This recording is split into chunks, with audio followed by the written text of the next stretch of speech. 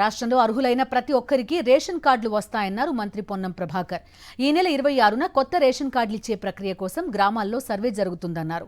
2,81,00,000 మందికి ఇప్పటికే తెలంగాణలో 90 లక్షల రేషన్ కార్డులు ఉన్నాయన్నారు.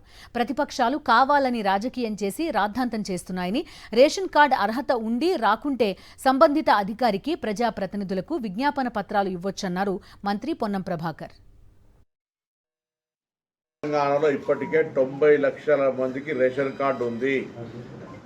దాదాపు 2,81,00,000 మందికి రేషన్ కార్డులు ఉన్నాయి. వాటికి సంబంధించిన ఎక్కడ కూడా రివ్యూ కానీ, తొలగించడం కానీ, జమ చేయడం కానీ అటువంటిది ఏమి జరుగుతలేదు. ఇప్పుడు కొత్తగా ఎవరికైతే ఎలిజిబిలిటీ ఉండి, మళ్ళీ చెప్తాను, ఎలిజిబిలిటీ క్రైటీరియా ఎవరైనా కాదన్నారు కాదు, ఎలిజిబిలిటీ క్రైటీరియా ఉండి ఎవరికైనా రేషన్ కార్డు రాకపోతే వాళ్ళకు రేషన్ కార్డు కోసం మీ దగ్గర ఉన్నటువంటి అధికారిని కానీ, ప్రజాప్రతినిధిని కానీ నేరుగా కలిసే అవకాశం ఉంది.